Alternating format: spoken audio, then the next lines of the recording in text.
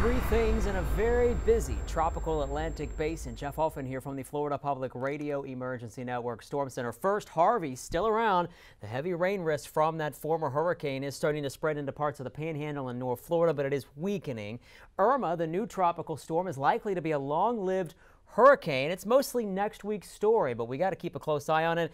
And before we get there, there's this potential thing that might develop in the Gulf of Mexico. It's not named, and really it's likely to be weak, but certainly something to watch. I'm going to start with the potential for rain over the next 3 days, and there we go. About another 2 to 3 inches of rain could fall from Pensacola to Panama City, where there's been some ongoing flooding concern, and that may continue into Friday. Now, some of the heavier rain will spread across the rest of the peninsula Friday into Saturday, but it won't be as significant. Notice most spots getting about a ½ inch to an inch. So we have the heavy rain risk diminishing from Harvey. We have this new potential development in the southwest Gulf. Not a whole lot to show you with that just yet, because it wouldn't be until this weekend until it even thinks about forming, but certainly something to watch.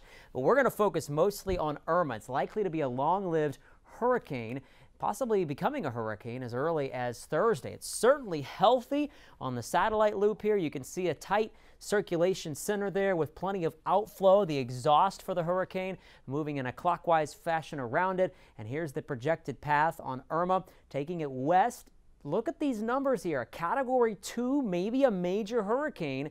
And this is Saturday, Sunday into Monday. Also notice the bend to the west and even west-southwest, meaning that there's a steering current aloft that's going to keep it on that westward track, at least through early next week. Our reliable forecast models, the one we shade in here in red, show it making that southwestern jaunt and then moving back to the west-northwest by the middle of next week. Now, here's some stuff you won't see anywhere else. It's our tropical predictor. We take all the environmental and oceanic conditions and put them together, and I pause this at Wednesday afternoon when the system will be somewhere in here. There are the model lines. Look at its future from there on. It could enter an environment over the western Atlantic that's favorable for continued development or strengthening. If it veers to the north of there, it would encounter a less favorable environment. If it stays in the Caribbean, this is most concerning, it would enter an environment that's highly favorable for possible development. This is also new to the Storm Center.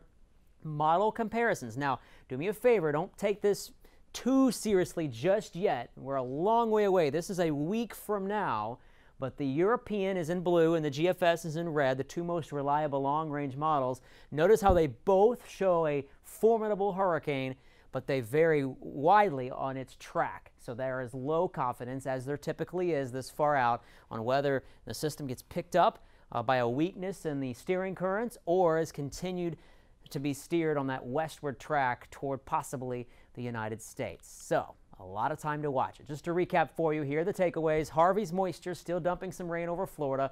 Irma's next week's story. We do need to watch that thing in the Gulf, though, for possible development this weekend.